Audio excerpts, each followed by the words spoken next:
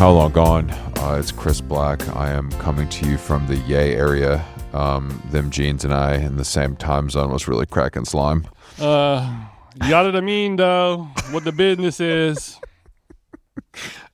I knew you'd have something for me. You got something yay for me? Yeah, you look. You're in a founder lounge of some sort. Is this what's going on? I'm always in the founder lounge. That's actually for American Express card holder. No, yeah, I'm in what you could call it a founder lounge, I guess. But it's a beautiful. I'm like pretty high up, so I'm looking at the water. It's quite nice here today. And I got here yesterday. It was very nice. Okay, so you're high up, living high on the hog. How many floors up is Peter Thiel's office once you're finally there? Peter, well, you gotta work your way up, if you know what I'm saying. So 20 floors, maybe 25. Okay. I think not super crazy, but Peter was nice enough to let me take the stairs and not the elevator. So I was warmed up when I got here. I had to take the stairs at the one hotel in Brooklyn because their elevator doesn't work unless you want to use the one that takes you to the rooftop where they have all gender trough bathrooms. Yeah, so awesome there. Forgot about that. Was it a situation though where you taking it to the roof and walking down would be faster than walking? You know what I'm saying? Like, that's a tough call. We were only staying on the third floor, so it wasn't bad. Okay, it was better for you. That's fine. Yeah, third floor I can make it. I lived like that. I went to Kobe's apartment. It was like a 3-floor walk up, and I was like, I'm having memories. Fam, I was the memories were rushing back to me. I like it because you earn your kind of couch sit. You know what I'm saying? You really feel like every time. Right before you're about to eat $138 worth of Thai food that some guy just delivered on a bicycle in the middle of a snowstorm, you're gonna get your 3 flights in. You're gonna get your zone 2 cardio for what? Almost a minute. It's gonna be dope. At least a minute, minimum minute. But I like the hotel back corridor stairways because it's like you'll be in a beautiful, expensive hotel room where everything is considered, and then the hallway staircase thing. It's giving Chernobyl. It doesn't matter if it's a new building or an old building. And it feels lawless in there. You know what I mean? Graffiti's welcome. There's no security cameras. Graffiti welcome. I could slam whatever I want. All my slammables are welcome. That's true. I know what you mean. Those stairwells are kind of forgotten, lost. Get a little piece of head back there.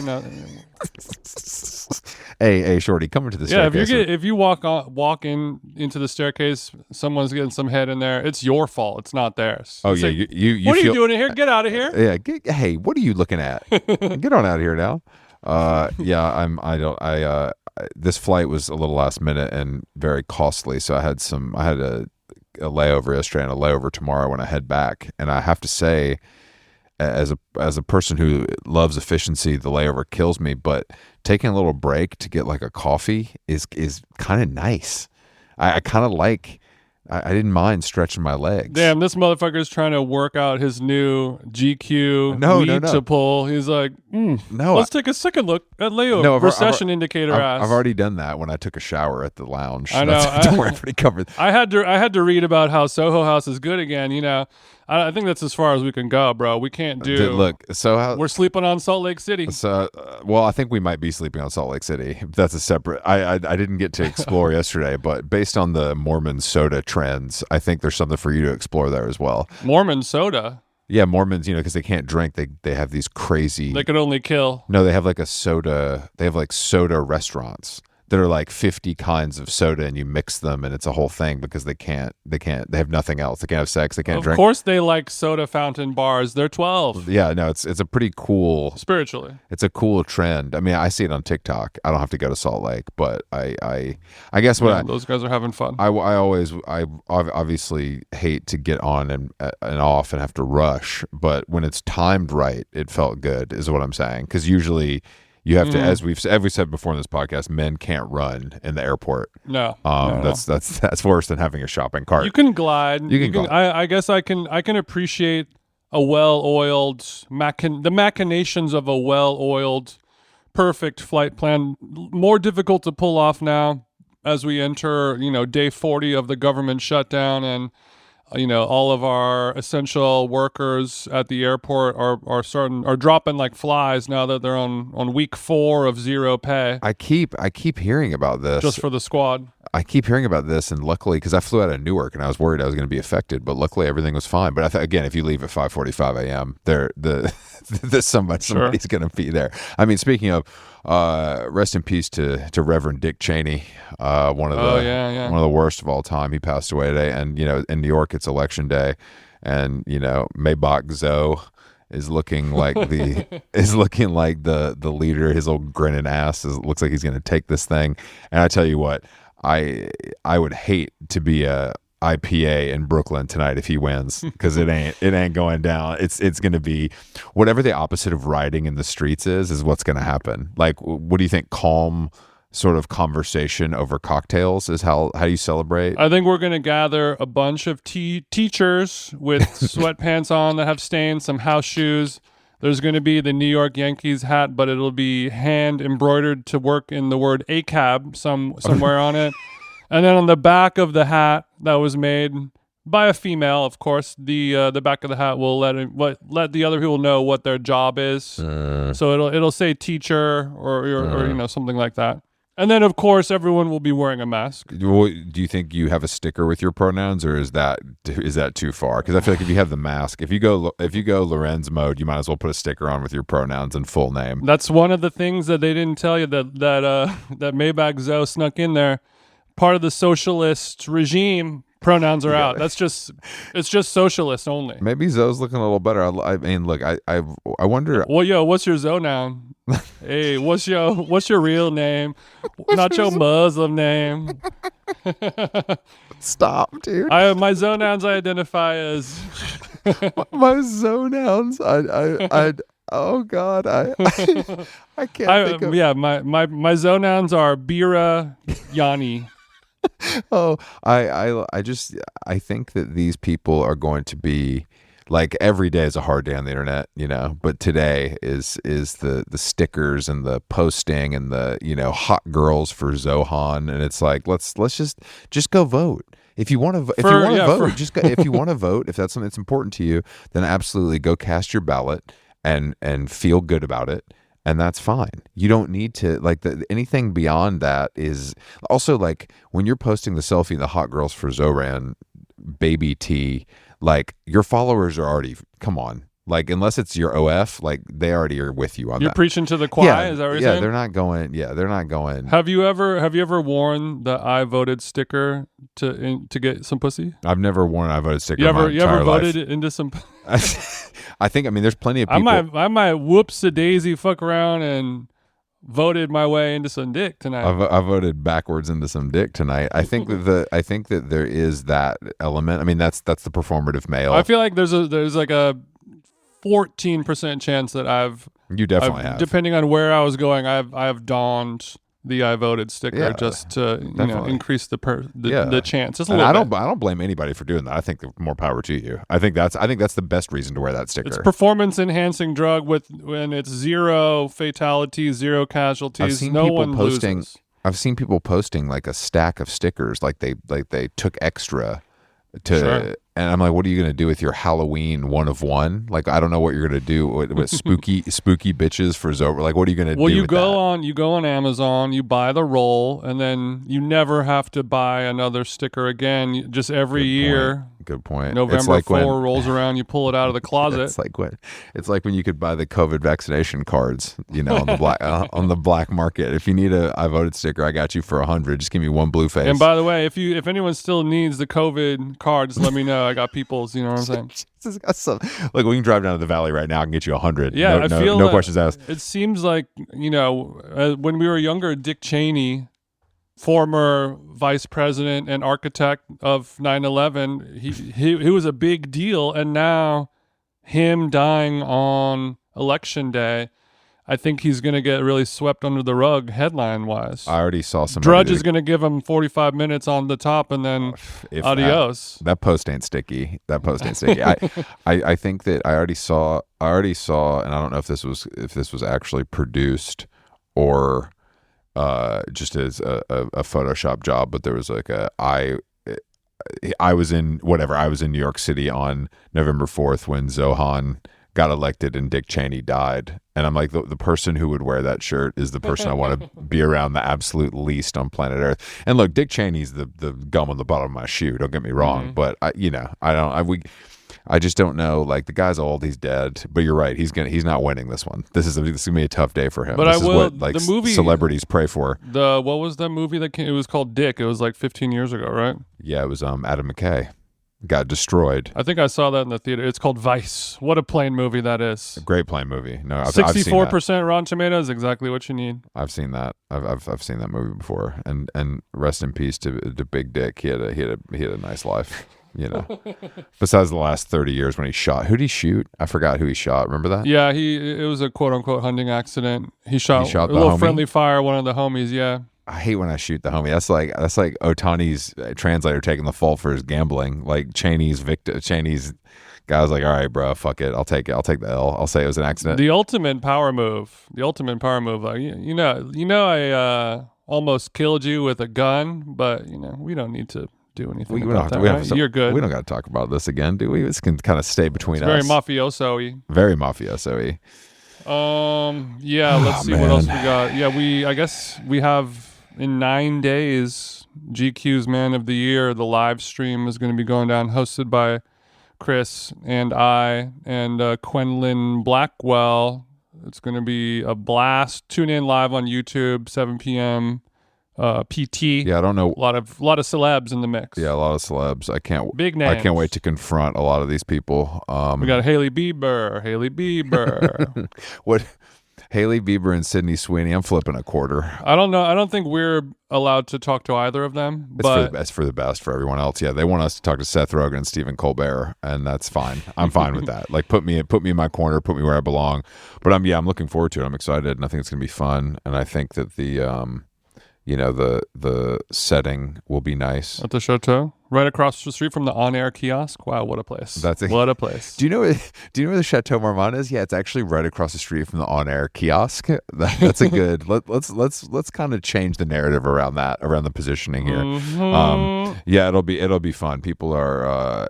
These covers, I mean, Sydney Sweeney's been everywhere. I mean, when Joe Budden makes her the cover art of his podcast, that's what we call white excellence. What did they mention? They call him great white. They call him on Joe Budden when somebody white is cool. They call him a great white.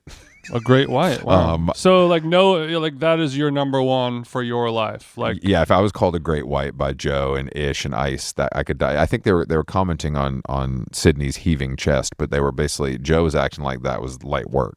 Joe was like, yeah, I mean, like he said, them titties is aight. Yeah, he said he liked it, but he wasn't like super crazy about it. But they did talk about it. He's so cool. He's so different. They did talk about it for 20 minutes on a podcast. Love a 45-year-old bald guy negging Sydney Sweeney over Spotify. He's talking about Sydney Sweeney looking hot in his rude sweats that have like dog hair on them. All right, we got a guest today. Big Physical Therapy's in the building.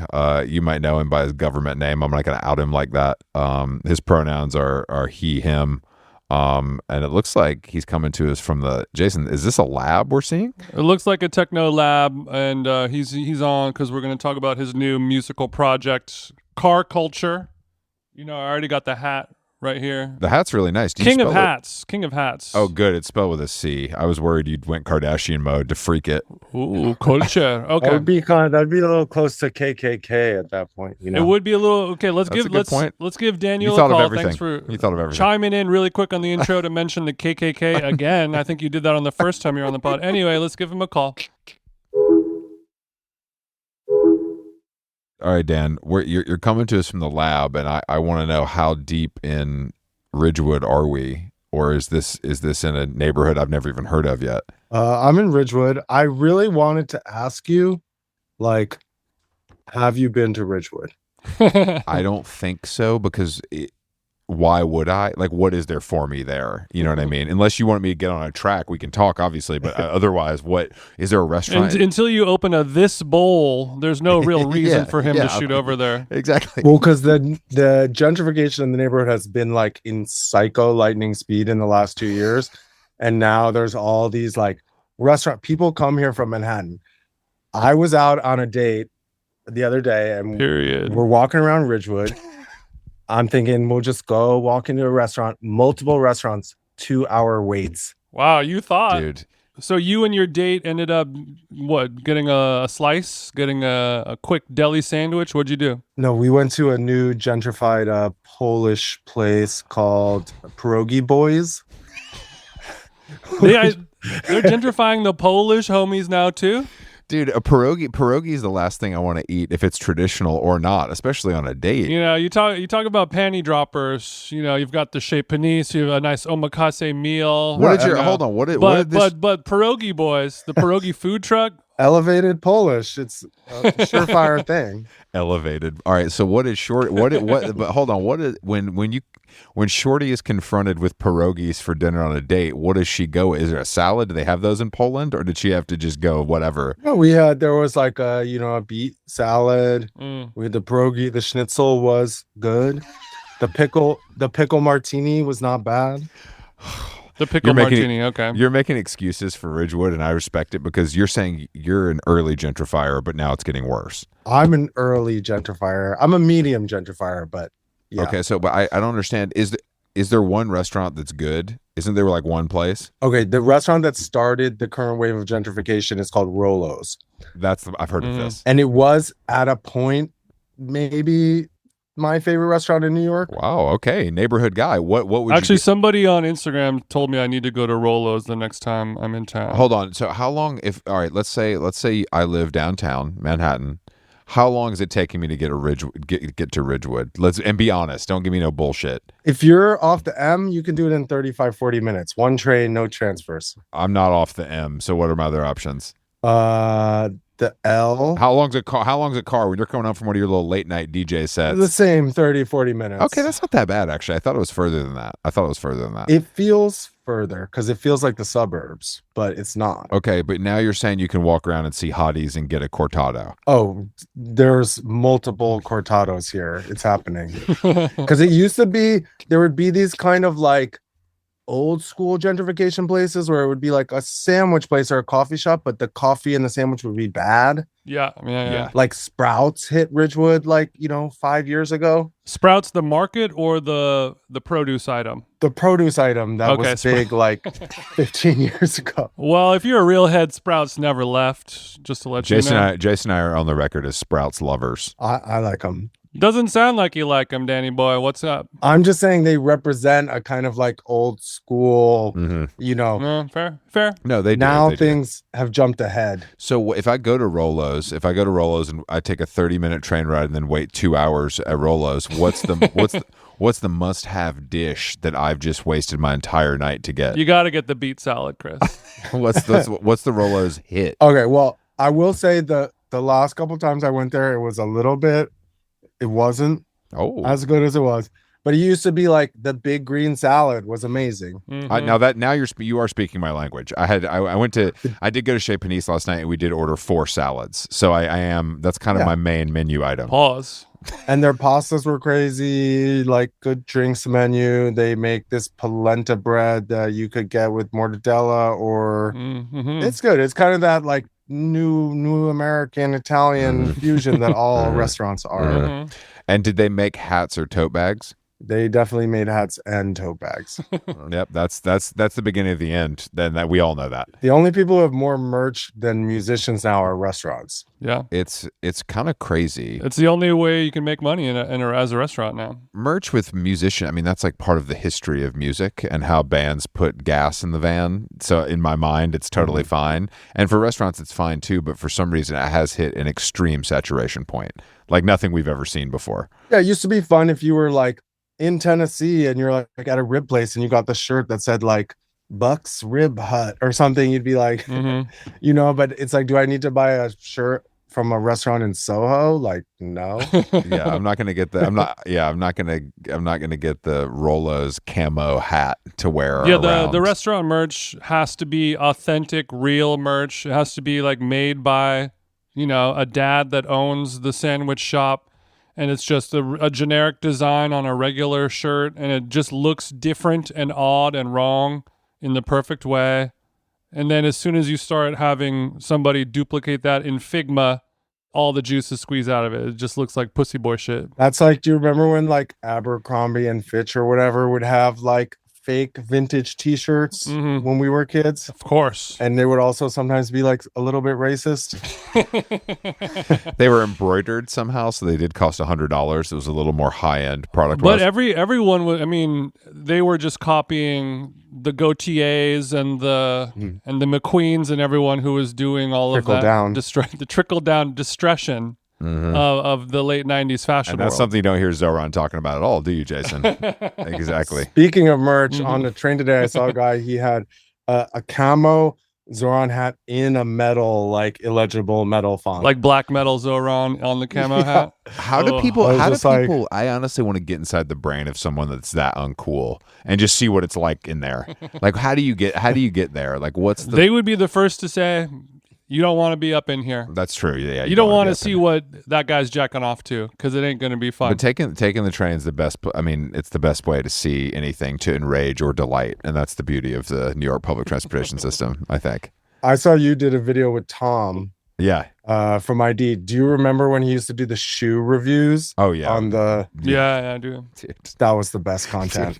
Well, I mean, it was victimless because, you know, people get their like lives ruined if they post someone's like face on Instagram. Like if somebody does something wrong to you at the gym and you video them, it comes back to you. But a cooked Air Force One on the F train, victimless crime. Victimless crime. Do you think anyone has ever, like, the shoe has been so specifically bad that they're like, I thought you said you were out of town on a work meeting. How come this was posted on the subway? I know you're fucking cooked ass Jordans, these exact shoes, and you know. It's very possible. You get caught cheating because of the shoe review. Yeah, exactly. I know you're Steve Madden's. Don't get it twisted. I know you ain't supposed to be in that borough. Because my now. shit's 101. So if you flick up my shit and put it on Instagram stories, they're gonna say like, who else has this shoe?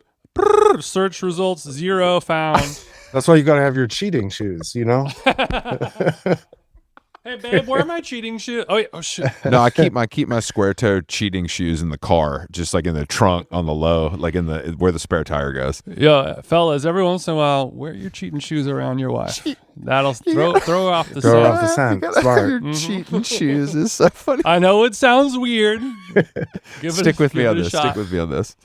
I was watching SNL last night, and it was really bad. Miles Teller and Brandy Carlisle, like, nobody likes Brandy Carlisle. We got to talk about that psyop. Lesbians do though. Lesbians, that's it. I don't think lesbians like. I think lesbians only like her because she's a lesbian and they want to see her succeed. But I don't think they want to listen. I don't think they listen to it in their new Bronco. She's saying when they're going fat to the grocery girls store. don't like listening to Lizzo, but she's there, so we got to do it, kind of thing. I just really don't think Brandy Carlisle feels like a Grammy board plant that's like exists only to win awards. And she was generated in a lab to collaborate with Elton John at a certain point when he needs some help. Yeah. Sorry, Daniel, go ahead. We're chatting over you. No. When you say the name, I keep hearing Vanessa Carlton's music in my head. Oh. Well, that's good. That's good music. So there's a difference. Well, I think Belinda Carlisle whenever I hear Brandy Carlisle. Ooh. Because it's almost the same exact two female musicians. If you talk to anybody, maybe both lesbians. If you talk to anybody in the Americana or folk space, they will have something to say or say nothing at all about Brandy Carlisle in a way that is very, very telling. Is she the Steve Aoki of lesbian folk? People say that. You're not the first. But Brandy's not throwing cakes. What's she throwing? Clams? She's throwing We're having bad she's jokes. throwing clam. Her and St. Vincent throwing clam up there. Chowder. Who's getting chowdered in the face? Well, all that is to say, I was watching it. And the intro where they have the new, where they have the cast members and they go and announce all the members on SNL. And whenever there's new people on the season, a bunch of new people, and you can almost tell who's going to make it and who's not just by their name. Like they have to have a funny name? No. Just there's no rhyme or reason to it, no way to explain it, but it's just like pornography. You know it when you see it. Like you see a name and you're like, that person is not going to make it in the entertainment industry. I mean, after I saw that picture of like, it was Shane Gillis and Miles Teller and like a few other guys, and I was just like, this is like the racist Mount Rushmore right here. Like you don't want to be around these guys after they had a case of Bud Lights like that. Like it was after the show because Shane Gillis did a pretty good job playing Curtis Sliwa in the cold opening. They had to represent, but they brought in. Yeah, Jason, I do. You're saying Miles is racist too, not just Shane? No, I'm saying that none of them are actually, but they have a look about them. Like Miles Teller looks like. I mean, he's famous for Top Gun too. Like it's tough to beat those charges. There's also the drum movie. Was he? What's it called? Was he in that? Drumline 5. Yeah. Whiplash. Yeah. Whiplash. Great movie. And I wonder if he had to learn to play drums, Jeremy Allen White style. I feel like he must. You got to go method. I think he did. Wonder if he can still slap the skins though. He also killed it in Project X. Psh, throw your X's up. But I think Miles Teller is he represents everything that's going on in the world right now. Like he looks like the king of Austin, Texas. There's not an injection that he's not taking right now. Well, he's the Zoran of Dallas, Houston, Austin, and Nashville. You know what I mean? I'm the Zoran of Dallas. He just looks like every guy you would see in those cities. That's like he looks like his name should be Buck Mason. Yeah, he is the human Buck Mason. Yeah, he's the human Buck. That's a good way to put it. You're gonna get after it this weekend, boys. There's been some interesting names on SNL, but I also don't know any. The only ones I know are the ones that have had careers outside of it. You know what I'm saying? Like I don't really know the new players' names. I have to see them on screen. The problem with the impressions is like he's doing the Silwa impression, but he's not even like 1/10 as funny as Silwa actually is. Like on the mic. And that I mean that's the thing with Trump is that people can make that funny because there's like all the stuff like the hand movements and shit where Curtis is just bars. It's just straight up bars of wild shit. I feel like if Zoran wasn't running, he would low key like he has a shot. He definitely low key has a shot. I said that somebody was saying this and we talked about it a little bit on the show, but it's like people haven't seen like a real New Yorker before. Like that shit is crazy. That's like what people actually that are born and that's like what they act like. That's a real portrayal, you know? And driving around Queens, I like go to a lot of Estates Hills as my hobby. And driving around real Queens, it's all Silwa signs, 100%. And I literally overheard at this yard sale, these people were being like, they're like, I'm really scared. Yeah, Curtis hasn't moved from the 1% total chance of winning that he's been at. He's been floating around 1. Zoran's about 90, and Cuomo's around 8. I was getting my teeth cleaned this morning. Thank you for noticing. They do look nice. Did you go to Tend or did you go to a more local practitioner? I went to a really scary local dentist that could take me quickly and only cost $100. So you approach dental work like a drunk tattoo, just whatever's as you're walking. Just something off the wall. When you feel it, you go for it. Yeah, sure. But my hygienist, who's like a classic kind of like Queens bulldozer lady, and she's like Barnacle Dyke, they call him. I'm trying to like warm her up. I'm like, how are you? She's like, oh, I'm tired. Like I woke up at 5 a.m. I had to go vote. I wanted my vote to count, and I'm like, okay, let's see where this is gonna go. Like before we reveal our allegiances. And she's like, I don't do it for me. I do it for my son. And I was like, okay, maybe. And then she's like, but there's all these people. They come into the city and they want something for free. And I was like, you're about to put a lot of sharp objects in my mouth, so I'm not gonna say anything. Yeah, we're not gonna get into this right now. Your teeth do look nice. And how often are you getting them cleaned? Are you keeping up with this every 6 months, or is it a little? No. I always like you get the 6-month appointment. And then they text you the day before and you're kind of like, what? And then you call them back and you're like, could I come in like next week? And they're like, you could come in 2 months. Yeah. There's no in between. They force it down your throat. Pause. It's too bad that this is a audio only podcast because you are looking great. Skin is on fleek as well. We'll throw the teeth up on IG. Throw the teeth up on IG. What are you copping at these estate sales? Like, how much space do you have? Like, what are you doing? What are you buying? Are you flipping? The number one thing I buy is records, most of which I flip. Oh, okay. American picker's ass. All right. So you're on. So you're heavy on Discogs, aren't you? Well, not. So I used to work for this online Discog seller called Boom Service. Now they have a store in New York. Boom Service. And so I would grade and like post all the records for them. So I just know how much records are worth, Okay, hold on. Just slow your fucking roll, analog man. All right, so you get a rare Afrobeat 12-inch that these dorks online want to sample. Yeah. And you're taking it out. You got your loop out. You're looking at it like a fucking princess cut. What obviously we're avoiding warping, scratches, but is there less obvious stuff that a layman like me would maybe miss and then overpay or underpay for some classic vinyl? I mean, it's so varied, and it's funny because people always think like you go to these sales and they'll have they'll have their like random classic rock records. Like they'll be like, those are $10 a record. And then all the like dance 12 inches or whatever, they'll be like, oh, those are 50 cents. I don't give a shit. And it's like, so that's where I'm looking. So you're paying 10 for the Bob Seger, but the fucking white label unreleased is 30 cents. Yeah. I mean, I've had, it's a lot of sorting through trash, but I find it fun. But I have some come ups. I found a disco 7-inch that's worth like $800 the other weekend. Damn. Just random. 7-inch. That's all. How many songs? 4? We got 2 on one on each side. One on each. Bro, hell no, I ain't paying. I mean, how good's the sample? This ain't the Lagwagon 7-inch, bro. These are proper tracks. If it ain't Propaganda 7-inch, I want as many songs as I can get for my money. I did find this punk 7-inch. It was called Dad Brains. It was a bunch of middle-aged white guys covering Bad Brains. I think I've heard of this. It was only worth $10. What is the greatest come up you've ever had? Like if you had a life-changing come up? No, because there's not that many records where an $800 7-inch, that's pretty high up there. Yeah, that's true. That might be my best ever. All right, American Picker. I love to hear that success story. Cheers to me. Okay, but are you able to are you a hoard? Like, are you able to get rid of them, or do you keep some, or do you sample them first and then maybe put them on the site after you use it? Oh, of course. I tend to. I do like a hoard purge cycle. This is similar to your fitness plan, I'm assuming. Yes. Okay. I know you bulk. I know you cut. And then we puke it out in the bathroom at Rolo's.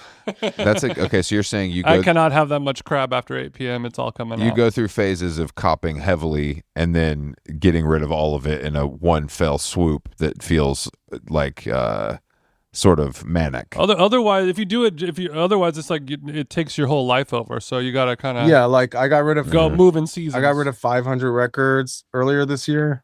Hold for applause.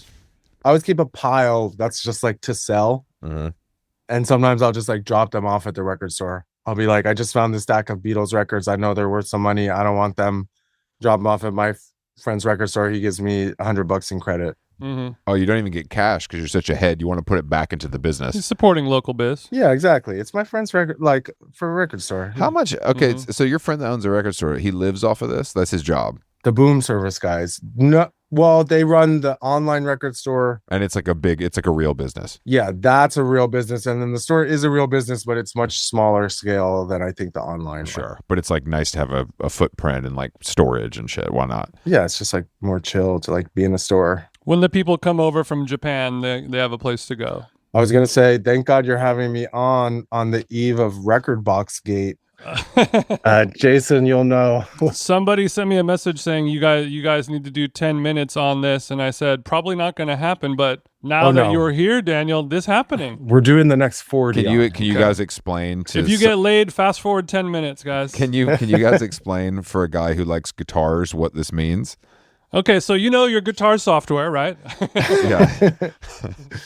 There's, for some reason, you know how everyone uses CDJs to DJ off of course, and they're all the same brand, Pioneer. Yes. Then there's a proprietary software called Rekordbox. Yes.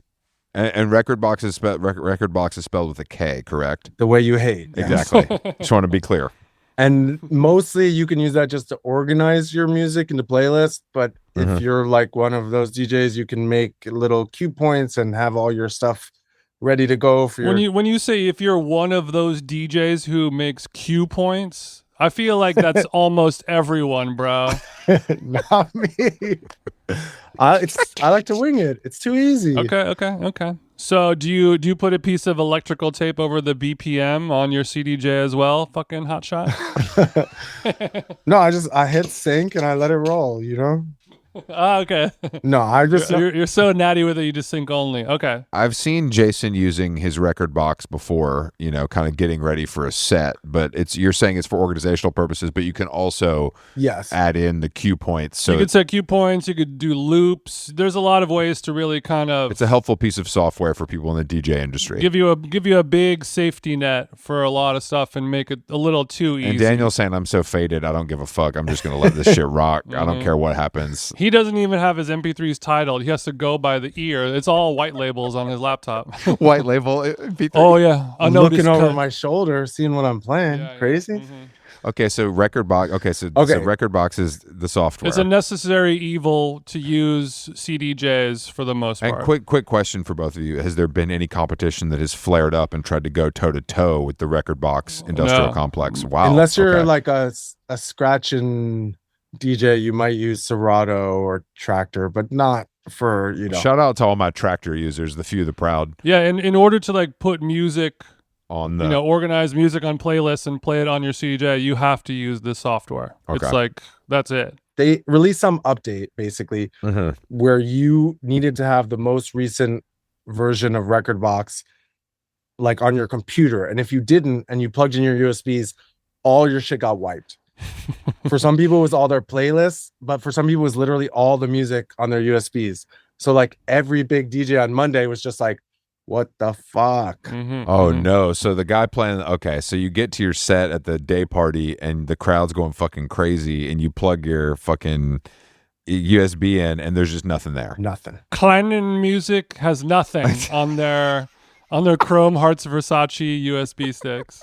Best case scenario, you have 20,000 unorganized songs that you kind of have to. Yeah. Let me ask you guys a question then. If this happened to you, what do you just throw your hands up and say, sorry, put a Spotify playlist on, like there's nothing we can do here? Or is there a way to sort through those files in real time and still keep the crowd jumping? I've had to do it. Like I've played at some random gigs where they had like the Denon CDJs and I was like, the fuck? And then you plug in and it just is a list of all the songs on your thing like as file names, and I have 20,000 songs on there. Where are you playing at? What ratty ass Ridgewood spot got the Denon CDJs, bro? That happened a long time ago at a bar in New York. Well, I mean, somebody like him, like we were saying before, somebody like him who doesn't even add tags and cue points and all that stuff. He knows all of the tracks that he has. So it'll just be like playing with vinyl. You put a record up, it's a white label, you put it on the platter, you hit play, and then this song starts, you're like, oh, I know what that song is, I know the general tempo of it, and then you decide if this is going to work or not work with the song that's currently playing, and you keep doing that until it's good. He could do that no problem. I would be sweating like a whore in church, and then most other current DJs would have to literally just like, I'm done, I can't.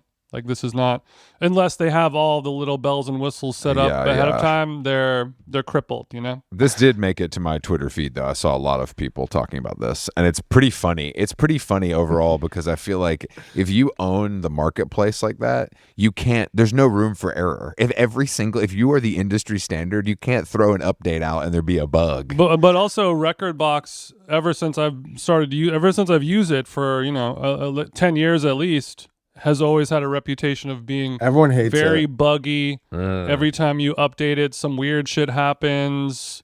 It's one of those pieces of software that everyone says like, do not update it. It'll 50% chance it's gonna like fuck your weekend up if you update. I don't want to F you guys in the industry, but I'm in San Francisco right now. I mean, I think we could put our brains together. Maybe we could get something started now. I can talk to a few engineers and see if we can get our own. Is it too big to fail? We'll see. Have you considered using AI technology? This is a good idea. Gone Box is going to hit the market.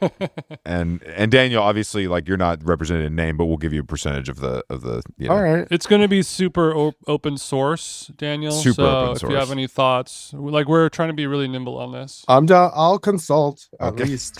Okay. I would love to. I need to go check out DJ Reddit on this this one. See what's really cracking. We have a limited equity package that we will present to you. Whatever you do, under no circumstances go to DJ Reddit. What is the DJ? Like, what is it? R/what? Well, there's a million for every like possible kind of stuff. Of course. But the one that I've had the most interaction with is r/aves, like raves, and that's a New York specific Discord /Reddit. Do they fuck with you or nah? Well, they make fun of me because I occasionally post screenshots of people writing about me on it. Okay. So you're poking the bull. So you're not using this. You're not using aves anonymously. You are posting as. No, I'm just alert. I just lurk. I just go on like twice a year, search my name. Okay. And then screenshot. Okay, and there's one guy who, if you search my name on r/aves, he has called me not once, not twice, but like 10 times. He calls me community hole because I DJ too much in New York. Okay, so you're the no loads refused of the lot radio circuit. I guess so. It just seems really like specific, and to just like do it. And then if you search community hole, it's just him talking about me. He's not using it as a general catch-all for DJs. He's never said community hole about anyone or anything other than the prolific DJ schedule of you. Just me. That seems like a term. That seems like a term that if you would use often in many realms. You know what I'm saying? Yeah. No. I plan to try it out this afternoon with my wife. Applying that to the DJ, homie. Babe, you're being such a community hole. Stop. What do you mean by that? I think you know exactly what I mean by that. I'm not going to explain this to you again. It's not my job to do the work. And you're over here on Reddit like, actually, I wish I could DJ more gigs. You know, I was hoping to get a few more on the calendar this month. I didn't think I was giving community whole. I mean, you're not playing 5 nights a week, are you? No. What do they expect you to do to earn money? This is your job. That's what you have to do to earn money. I don't really understand what. Thank you. Okay. Well, that's why we have r/estate sales.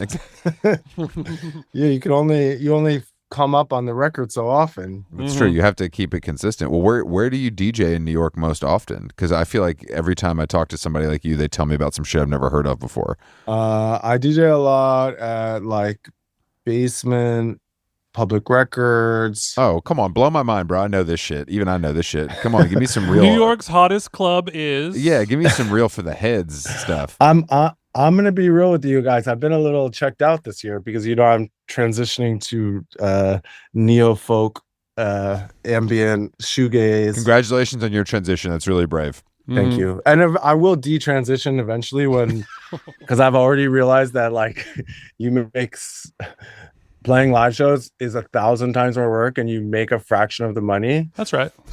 But it's so enriching. It's so soul nourishing, right? Yes. Where you get to bring all those extra cables and then people are waiting for you to tune something. Why did you decide to do this? Were you just fucking fed up with the DJ industry and all those assholes on r/ave? What I really did was that I could take a year, get a 6-pack, and then come back as a shirtless DJ, and then have my career finally take off. They say the easiest way to make $1 million is be rich already. Start at the start. You already know how to DJ. 6-pack, much more difficult. How close are we to these goals? Has DC-10 called you already? Like where is it? Where is it landing? We got to skip a few more meals. I'm thinking per week. Okay. All right. You're telling me less pierogis would help with your goals. Got it. I don't know. You just saw it. It just kind of snowballed where it was like I started making the album and then I thought that the only way to get people to like actually listen to it was to stop like shouting about being a DJ every weekend. And I do actually think that kind of worked. Really? Yes. Was this so do you think was this like a strategy you set out with, or you realized this during the process? I realized it like at the end of last year. I was like, I'm not going to put out any DJ mixes, no techno tracks, like nothing. Just only think of me as like your emo. Okay. So you heard the Addison Rae album and you said, I got to get in the stew. I got to get my ambient 90s ray of light trip hop on. Yeah, we got to make some, sad music for lonely men so they don't become incels. Okay, so you're saying you made the Gooning soundtrack is what you're saying? Absolutely. Many have said it. Once again, many have said it. Okay, do you think I was trying to think before, people are always mentioning recession indicators and things like that, but this style of music to me is reminiscent of a time where maybe, Bill Clinton was in office or, early George W. Is this an economic boom indicator and not a recession indicator? Well, isn't that it's right before we're standing at the edge of a cliff. Okay. Much like that time. Which is actually track 7 on the album, Rest Here. Okay. Jason, you could probably relate to this. When we started, like, being a DJ was cool. It was a cool thing to say. If you were just like, if you said that to someone, they'd be like, oh, whoa, like, what does that even mean? Like, that's cool. People smiled versus frowning now. People nowadays, they go, oh. And if you like have to say that to your aunt, they're like, what do you do? You're like, I'm a DJ. They're like, oh, okay, I know what that is. And now there were no cool bands when I started DJing, which is probably why I started DJing, because it was just like, look, you're wrong, but whatever year you're talking about, you ever heard a little thing called Block Party? Like, when did you start, big dog? Just as that was we were coming out of that. Oh, so you're just it's interpol erasure is what that's what we're gonna do here. So what year? We're talking like 09, like 10. Bro, you're crazy. Oh, you don't like Vampire Weekend? Okay, I thought you were cool. That's a low moment. I like them, but it's not like I understand what you're saying. I just think that it's funny that you guys say this because I do remember what you're saying. I just feel like I didn't realize that would push someone to be a DJ. You know what I mean? Being like, oh, this shit all sucks. I'm just going to DJ. That's better and cooler. So you were like, this passion pit, dirty projectors isn't doing it for me. I need to get into the stew. I need to get my Merriweather Post Pavilion on. Yeah, you liar. I know you had the grizzly bear tablature out on your bed. I don't know. It's like I was a drummer. I couldn't find a cool band to join. You're playing the XX falling asleep. Yeah, mid. I didn't know you were a drummer. Are you still nasty with the skins? You got a full kit somewhere? No. I took some lessons earlier this year to try to like get it back, and it was a little rough. Really? Not that good. Huh. Do you think that you or other people around you ever call you a musical hater? A musical hater? Just like very opinionated and often a hater, often people's musical choices and in bands they enjoy. No, I think I like most music. Well, that must be nice. I wish I liked. I'm positive, yeah. I wish I liked more music. The kind of shit in the presence of a true hater. No, the shit. I was just from two haters to you. I was getting, my spidey sense was going off when you were talking about these other bands and these other acts. So I was like, oh, maybe we have a brother, not necessarily a hater, but maybe someone who's not afraid of sharing their opinions, positive or negative. I can share my opinions about techno. How much time do you guys have? I'm only comfortable in the privacy of an extremely popular podcast sharing my actual opinions. There's no reason to do that with your friends at a bar because that's not going to really get your followers up. But what do you listen if you're left to your own devices? You're not listening to all this freak shit at home. You're normal, right? I'm listening to like indie rock or like my man. Okay, folk music. Like you're listening to Wilco in the bathtub. Okay. Oh wow, I didn't know we had so much in common. I thought you were only into your little weird basement stuff, but we got fitness and Wilco. That's all I need. Probably maintain a healthy diet of vegetables as well, huh, Daniel? Oh yeah. Okay. Gotta get our fiber. Oh, so what instruments can you play then? Just drums, or you got a Telecaster in there, a little Strat? Well, I learned bass for the live show for the tour for this album. I had never played, and I was putting together the live show, and I was just kind of standing in front of the computer, and I was like, this is boring as fuck. Mm-hmm. And so I was just like, I started taking bass lessons like Daddy needs to slap 4 months ago. Because I wonder what Carlos D had been doing, and you're saying he's been teaching you how to play bass, is what you're saying. Bass is fun to play too, and it's good. You're able to. It's not super duper hard depending on what you're playing, and then you're not getting your Les Claypool on up there. Like drums, like the dumber you are, the better you are at it. Because it's not involving the mental, it's involving the physical. What's the famous bass player that looks like Jason a little bit? The real tall guy that's like he plays with John Mayer. He's like the bass player. I can't think of his fucking name. Mm-hmm. It's like Pablo or something. It's a funny name, but he always struck me as smart. But now I'm rethinking everything. Because you just gotta sit there, locked in. Pino Palladrino. Yeah, the GOAT. He's the all-time best bass player. Is what they say. Really? Born in 57. Jesus. He really be slapping it. All right, so you learned to play bass, Daniel. How confident do you feel in your slapping at this point? I can play all the songs from the album. Okay, but can you play any like Third Eye Blind covers or anything? Like I can play all the songs from the album. Okay, Can you do it while you're fucked up though? I haven't tried. Well, that's something you should maybe test out before The you hit the road. 2C happens after the set nowadays, Chris. As a seasoned DJ, I'm pretty I'm immune to the free drinks. We just have one or two max. How do you have that self-control though? I got you got to be born with it. I mean it's true. Like some people can eat 2 cookies out of the bag. You hand Chris the bag of cookies.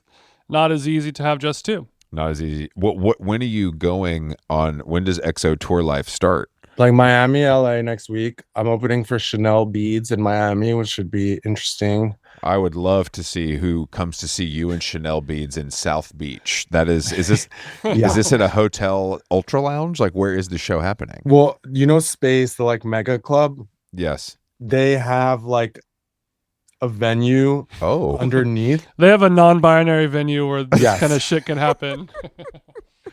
So in many ways, we're playing at Space. Okay, so this is like the Space Annex of sorts? Yes, it's called The Ground. God damn it. I gotta say, you and Chanel Beads, it feels like it's too cool of a thing to be attached to Space. No shade to Space. Space is my favorite club. Okay.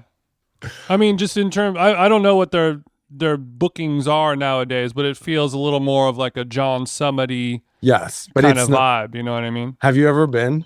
I have, yes. I don't know. There's something about it's like Berghain for cheesy straight people in South Beach.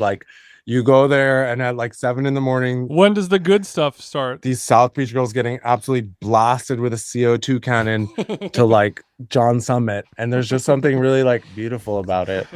I really want to go after I started getting videos on Reels of girls waking up at 5 a.m. to get ready to go to Space. And I was like, oh, this is twisted. This is more I didn't know regular people did this. I thought I was a music lover. You know what I mean? Yeah, right. All right. So you're opening Chanel Beads in Miami. Is it just you up there with a bass? No. And then I have a guitarist, Taryn, who's sick with it. Very good. Has a crazy effects board. Makes me look a lot better because you can only do so much with the bass. Mm-hmm. So Taryn's hitting the road. What is the transportation for this? This is airplanes. Airplanes. Okay. I'm still coming from DJ life. I'm not getting in a van. How much money do you think you're going to lose on this? Between the 2 shows, not including the thousands of dollars I invested into the equipment for the live show, let's call it a cool $1,000. Okay. All right. So we're only losing a stack on the shows, but you're saying you invested in some gear that you need to pull this off that's setting us back. Guitar Center. He doesn't want to be a guy who just has him and his laptop and a bass. It's going to look. No, I appreciate I think that is boring as hell. And I think it's cool to make it something. And I got my pedal board. If I'm going to live out my rock fantasy, let's do it. I agree. Okay. I agree. So on the realm of rock fantasies, who's up there in the Mount Rockmore for you? Because right now you kind of have a suicidal tendencies kind of look to you. So what direction? Who are these rock gods that you really want to emulate? Be careful. Be careful. Title fight. Pause. Wilco. Okay. We got Warzone, Wilco, Title Fight. All right. How long gone was going to be at Wilco's Mexico Jamboree in January? Come on down. Sky Blue Sky Festival. It's us, Wilco, Jayhawks, Waxahachie, MJ Linderman. We could go on it. All right. Tickets on sale now. Let me get that list. Unfortunately, there's no list available because it is an all-inclusive package at the Hard Rock Hotel. It's super tight. Yeah, you got to stay on premise. If you want to play bass for someone, I'm sure they need it. You can't play pedal steel, right? Not yet. Give me 3 months. Okay. Great. Yeah, you'll buy one tomorrow somewhere in Queens. Yeah, who are your but like currently, like if you were to choose some sort of contemporaries in the rock space, are you more of like a Dijon McGee guy, or are you like that stuff is actually for pussies? I like Olivia Dean. Yeah. Song of the year. I like both. Like, the greater swag universe. I'm here for it. The Swaggiverse. Mm-hmm. Same. And my friend like plays guitar and McGee, Andrew, and like that got me into that stuff. Mm-hmm. I think all that stuff is really cool and like have listened to it many, many times. I think it's really cool how popular it is for what it actually sounds like, if that makes sense. Yeah. Like when something like that gets really popular, obviously Justin Bieber is now really pushing that agenda even further. But I'm always like, oh, maybe people have better taste than I think. Even though it's still like McGee should not be that big. McGee should not be that. It's like, it's not the easiest thing to like. No. And for all like, as much as streaming and whatever and like virality in music has obviously destroyed like everything, it also allows for random shit like that to suddenly blow the fuck up. It's true. Like there's a grouper track with like 1 billion streams, which is like as esoteric of music as you could get. I saw people talking about like it's crazy that Fleetwood Mac is viral. Talking about rumors being. I'm like, guys, Fleetwood Mac's kind of an all timer. Like no one ever isn't talking about Fleetwood Mac. Fleetwood Mac rumors probably top 10 most records sold of all time. They're like, damn, this shit's going viral, like low key. It's on TikTok. This indie album is really happening. Did you know they broke up actually? What do you think about this Headache and Vegan record? Are you familiar with this? I haven't heard it. I've heard some. If I go to Car Culture Radio on Spotify, it's all over there. Yeah, I think that tracks, but I haven't really listened to it. Mm-hmm. As a vegan head, I'm pretty disappointed by it. So don't listen to it, or the vegan album that came out like whatever a couple years ago at this point, Jason. Mm-hmm. All timer. It's so good. That's their Tusk.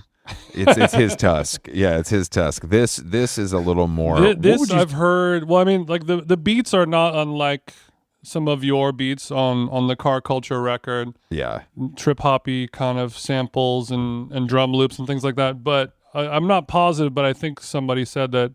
It has like the spoken word energy to it, which is very kind of like 90s, like Moby underworld kind of thing. Yeah, it's not spoken word energy. It's straight up spoken word. Like that is what it is. We're at a poetry slam. Mm-hmm. Yeah, but it has like a British, like the movie Snatch, like, that kind of energy to it. Like it's talking to you in a way where it's like delivering the monologue of like a Guy Ritchie movie. Like it feels like that a little bit. But I think I heard that it's all AI generated. The whole spoken word part about it. And to me, as soon as I heard that, it took me out of it for whatever reason. And now without that, it's nothing. Without the spoken word, it's just drums. That's why I listen to Olivia Dean, big dog. That's what I'm saying. That's real talent right there. No computers in sight. I got so mad the other day. A friend and acquaintance were downgrading it to acquaintance. Mm-hmm. They were like, I love all the like AI night pictures you've been doing.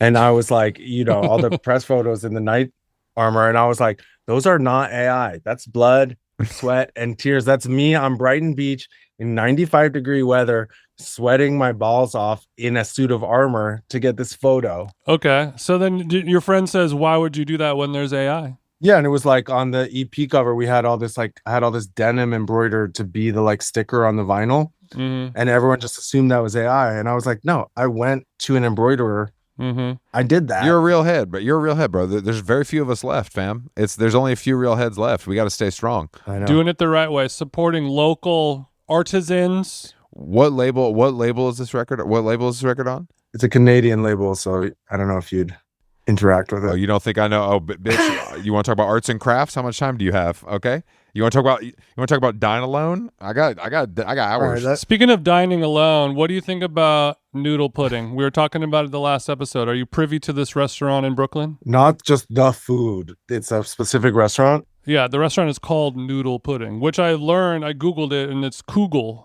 It's another word for Kugel, the Jewish. That's what we call it in the Jewish faith. Okay, so there's an Italian restaurant in Brooklyn called Noodle Pudding. That's like a neighborhoody spot that many people love. I haven't been. I've been kind of checked out. I only eat at the diner that's underneath my house, and then this one Italian restaurant where like it's like a recent Italian immigrant runs it, and he's like this old lecherous man, and he kind of like sexually harasses all the girls that go there, but in like a charming, fun way. That's what Jason thinks he's doing too. Is the I'm gonna touch the small of your back in a fun kind of old Italian guy way. Oh, you want pesto, you say? He made some weird broken English joke about it. He was like, I have the Epstein files or something. I have the Epstein files. Okay, I'm back. Take my money. We were with a friend. It was me, actually, Brian Pinheiro, your former, not to dead name him, DJ Python was with me, and we were with our friend who is a very beautiful woman. Yeah. We can't get her name. We can get DJ Python. We're gatekeeping that, obviously. Well, I know you two went home together, and she went home alone, so I ain't worried about that. And she was like, I want the gnocchi, but I want to see if they'll put chicken in it. And we were like, he's Italian. He's not gonna put chicken in the gnocchi for you. He's not gonna make you chicken gnocchi Alfredo. Like, he's gonna get so mad. And of course she orders it, and he's like, of course, no problem.